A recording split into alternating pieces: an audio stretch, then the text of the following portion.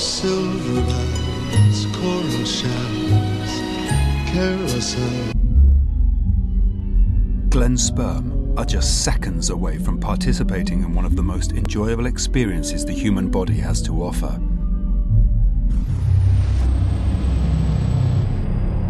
But what would it feel like to be propelled along a narrow pipe covering 15 miles in less than 2 seconds, whether you like it or not?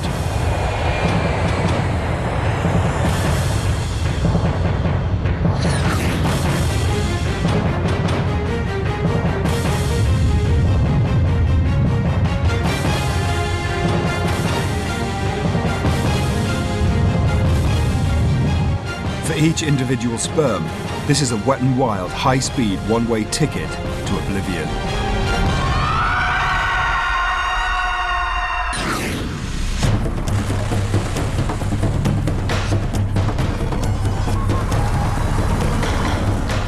They're not swimming, they're being forced there by muscular contractions and by peristaltic contractions.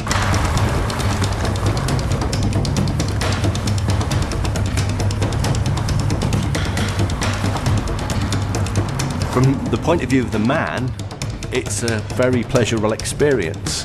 But let's think about it from the point of view of the sperm.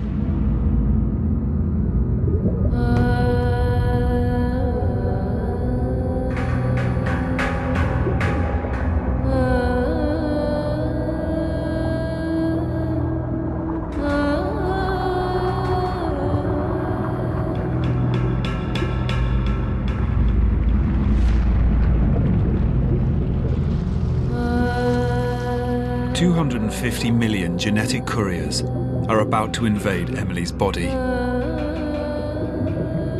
Within minutes, most of them will be dead.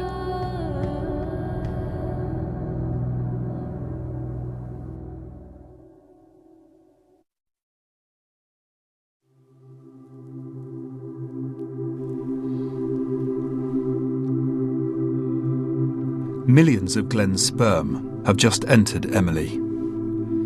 They are embarking on an epic quest to find and fertilize an egg. There can be only one winner, but what chance does an average sperm have of succeeding? And is there anything Glenn can do to help his sperm along?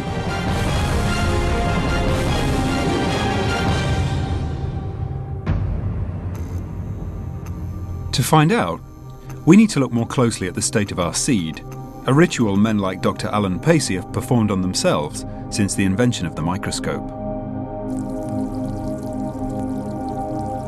I was in my mid-20s and I was a researcher before I plucked up the courage to produce a sample of my own semen and have a look down the microscope. And I remember the first time looking down the microscope, I was just blown away. I almost fell off my chair. I remember having to stand up and walk around the lab and go back and look down the microscope again. And has that really come from me? It was just an incredible sight. The incredible sight of the sperm cell was officially discovered in 1677 by a Dutchman called Antoine van Leeuwenhoek.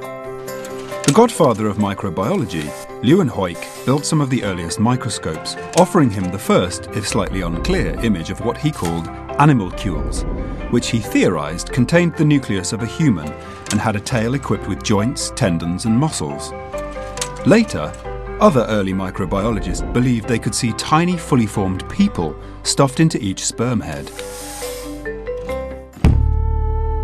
Modern scientists, of course, have a much clearer view, but they might wish they didn't, because thanks to the quantity over quality nature of sperm production, a long hard look at an average ejaculate today gives us the first clues as to why men need so many sperm.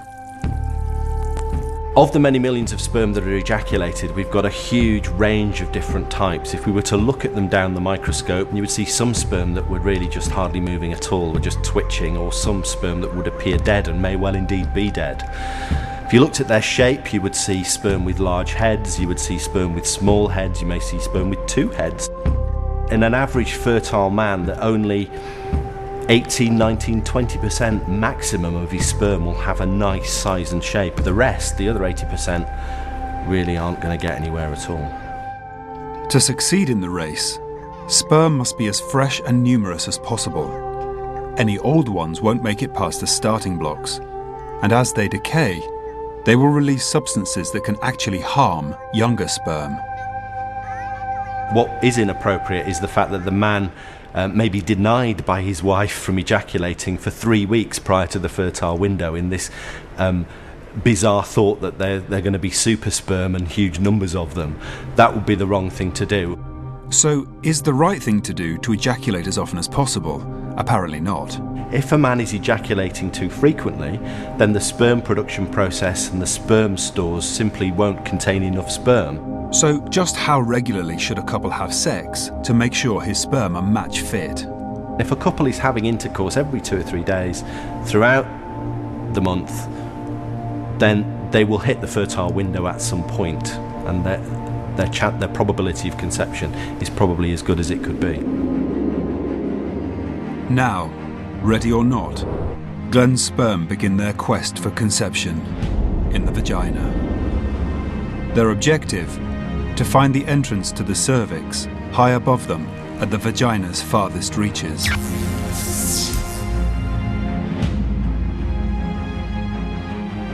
From the perspective of a sperm, the vagina is like a vast mountain range. It's an enormous and awe-inspiring place.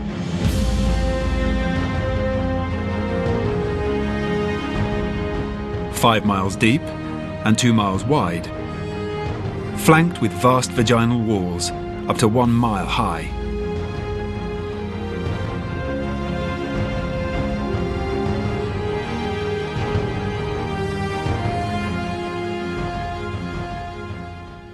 Leaving the thick semen armour that protected them for landing, it's time for Glenn's sperm to make a break for the cervix.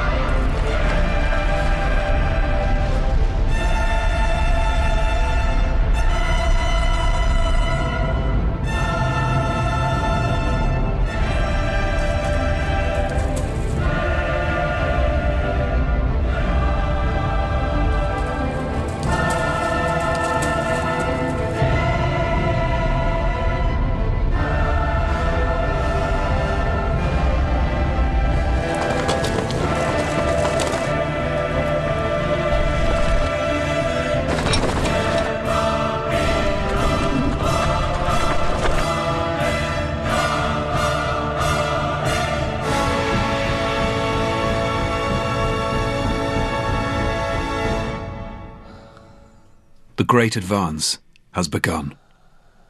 But it's not just the epic terrain in the vagina, or even their own physical failings that now pose a mortal threat to sperm.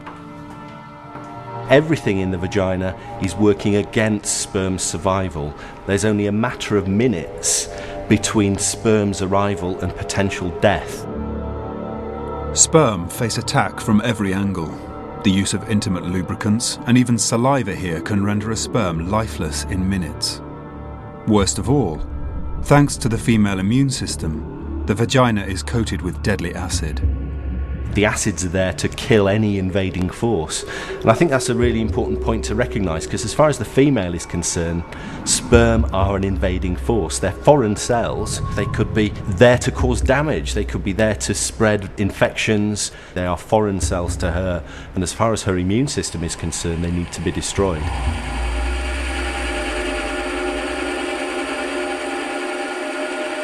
Within 30 minutes of entering a vagina, over 99% of sperm will be dead or dying.